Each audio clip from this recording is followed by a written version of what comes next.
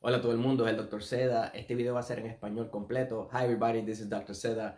This video is going to be in Spanish, so I'm going to do another one just like it in English, so you can go to that one, and it's about the coronavirus, okay?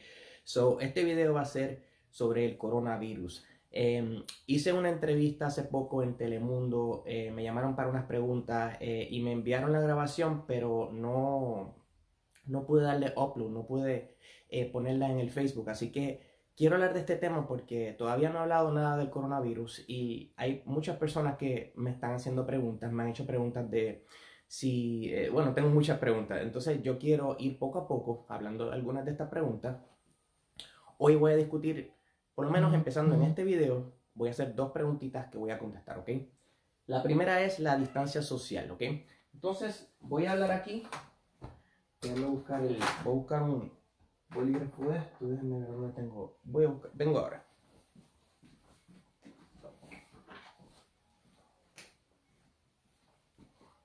So, lo primero que quiero hablar es de la distancia social. Y lo segundo que voy a hablar es de la diferencia en que este virus es RNA versus DNA. ¿Ok? So, lo primero va a ser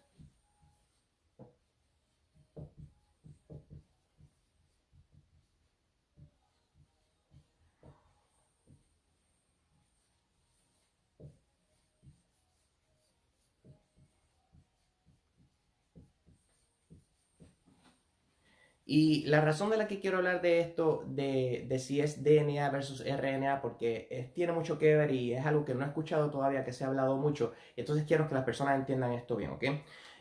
Lo primero, ¿verdad? Algunas personas se preguntan, me conocen porque ya sea de que yo hago, de que soy proponiente de la dieta ketogénica y por años llevo proponiendo eso, hablo mucho de nutrición, quizá otros me conozcan por ozono y la ozonoterapia y la terapia de dolor, ¿verdad? Pero yo tengo mucha experiencia en esto y es una pasión que ha sido por mía por muchos años. Y le voy a hablar un poquito de mi bagaje, de mi background, porque yo nunca hablo de ¿verdad? De lo que yo he hecho, pero creo que es pertinente en este momento de que entiendan un poquito de por qué esto es importante para mí, ¿verdad? Yo estaba en el Army, yo era un capitán en el ejército de los Estados Unidos y en el Army mi posición principal por muchos años yo era el director de Environmental Science Health. So, significa que yo estaba en el Preventive Medicine Department, en el departamento de medicina preventiva, y ahí yo estaba encargado de todo lo que sea ambiental, todo lo que sea infeccioso, básicamente, del hospital, voy a hablar de eso también, pero del post completo, tenía que ver con los vector-borne diseases, que son infecciones que se transmiten por diferentes vectores específicos, y yo era el que estaba encargado de hacer el surveillance de eso, el monitoreo de eso. También está en el equipo de contaminación de la base. Todas las bases militares tienen un equipo de contaminación. Y entonces pues a mí me hicieron el líder del equipo de decontaminación, yo era el jefe de eso y logramos hacer de un equipo de 5, un equipo que teníamos 20 y pico de personas entrenados, hicimos todo lo que se llama un mass call situation, que significa que nunca se había hecho en la base y lo organizamos con el fire department, con el equipo de los policías y de los bomberos y de todo. Y se hizo un mass call completo y se hizo esto. Estamos hablando de esto fue en el 2000, yo creo que fue que como el 2008 o 2007 por ahí, ¿ok? Entonces, ¿por qué le estoy hablando de esto? Porque yo tengo experiencia, me gusta, es algo que llevo años estudiando esto. Entonces quiero hablarle un poquito de estos dos detalles, de por qué esto es importante. Entonces voy a hacer otros videos más, donde voy a estar hablando de otras cosas que tienen mucho que ver con esto y aclarando sus dudas, porque hay muchas personas que tienen dudas allá con esto del coronavirus, ¿ok? El primer punto que voy a discutir es lo de la distancia social. ¿Por qué esto es importante? Mire, cuando comenzó todo esto del virus, yo estaba un poquito esperando a ver cómo venía la cosa.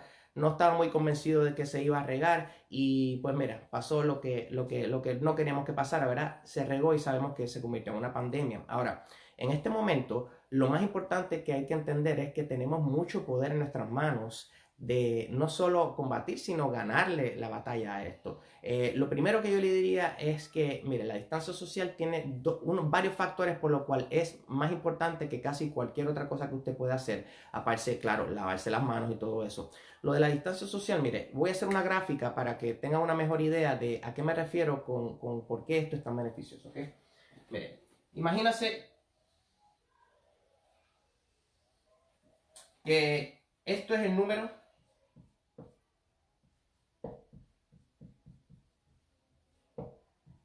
de casos activos que tenemos acá. Aquí tenemos los casos activos. Acá tenemos el número de personas, pero el tiempo.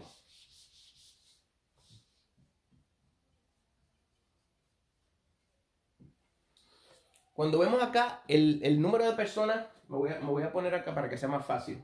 El número de casos activos, mientras más alto el número aquí, pues más personas infectadas están en el momento. Mientras más pasa el tiempo, pues ya sabemos, van pasando los días, ¿verdad?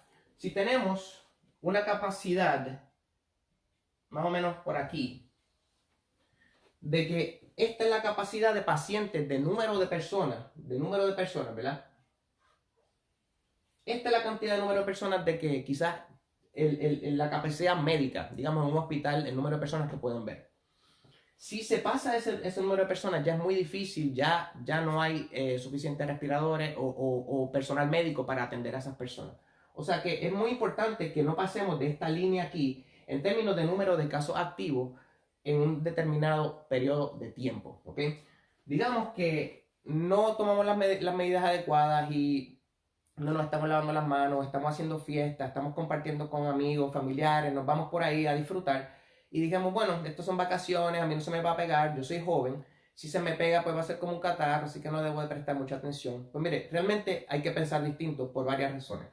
Lo primero es que si usted está aquí y entonces empieza el número de personas infectadas y llega acá, ¿qué va a pasar con todas estas personas? Todas estas personas que están por encima de esta línea, todo el que esté por encima de esa línea, lo que va a pasar con estas personas es que no van a tener necesariamente el apoyo médico que necesitan. El problema de eso es que cuando tenemos muchas personas aquí, el porcentaje de personas que podrían morir en este caso, que es la preocupación mayor, va a aumentar dramáticamente.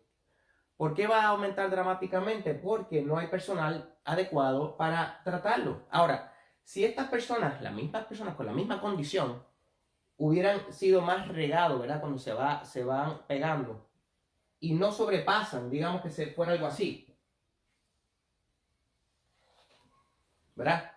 Entonces, en todo momento, todas estas personas tienen suficiente trato médico y hay suficiente equipo y personal para que estas personas puedan pasar la condición en 14 días, ¿verdad? Más o menos, en 14 días, ya no están contagiosos y ya no tienen la condición. Ahora, si hacemos la distancia social y nos quedamos en nuestra casa y nos quedamos en familia y no hacemos actividades sociales y no nos vamos con grupitos ni pequeños. Mire, para decirle una idea, el sábado ayer era el cumpleaños de mi nene, de Oscar Andrés, cumplía 13 años y lo teníamos planificado desde hace tiempo y era algo que, ¿verdad? Teníamos ya todo preparado, ¿verdad? Y las personas iban a venir, o sea, nadie había dicho que iba a cancelar, nosotros decidimos continuarlo, vamos a hacerlo, vamos a hacer la fiesta. No, para nada, lo cortamos, dijimos, no vamos a hacerlo. ¿Por qué? Porque si un niño de esos, digamos, vamos a decir, solo vienen 10 niños, vamos a decir, y solo dejo 10 niños que vengan a mi casa, esos 10 niños van a estar por ahí regando lo que tengan. Y por 72 horas se va a mantener ese virus activo en cualquier superficie de mi casa que sea como plástico o superficie así que son bastante lisas. Y por 72 horas cualquier persona en la casa se le va a pegar. Ahora, no solo es por lo de mi casa, sino si ese niño estuvo aquí y todos los demás que estaban estuvieron tocando y nadie está asintomático. Estamos hablando de niños perfectamente saludables, que no tienen ningún problema. Y vienen y todos están aquí, a todos van a ir con ese virus a su casa. Y después en su casa, a ese niño quizás ni le da muchos síntomas, ni le pasa nada, pero entonces allá a su abuelita, a su abuelito, a los primos, y por ahí se empieza a regar. Por eso es que es tan importante que no hagamos, o sea, yo cancelé la fiesta de Oscar Andrés, de mi nene, entonces lo que hicimos fue una fiesta nosotros, 4, en la casa, pusimos todo, hicimos la fiesta completa, o sea, de verdad que pareció un buen party, y lo hicimos nosotros 4, y quedó súper bien, ¿entiendes? Pero eso es una de las cosas que debemos de tomar medidas, ¿verdad? Porque si logramos separarnos lo suficiente tiempo, ¿verdad? Por esos 14 días, entonces no agotamos la capacidad médica para poder atender a las personas.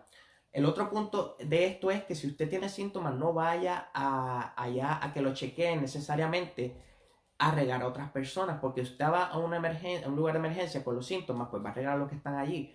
Mire, mejor es, usted sepárese por 14 días. La mayoría de las personas les va bien, es como un catarro, a veces un catarro fuerte, pero no requieren esta necesidad médica adicional. Esto debe ser reservado para aquellos que tienen ya unas condiciones crónicas, que ya tienen el sistema inmune que está disminuido por diferentes razones. Entonces es bien importante de que conservemos lo más posible, que todos esos recursos sean utilizados para las personas que realmente lo necesitan. Y si usted tiene sospecha de que tiene el virus, no vaya a ningún lugar para que lo pueda regar a otras personas, porque, o sea, va más allá.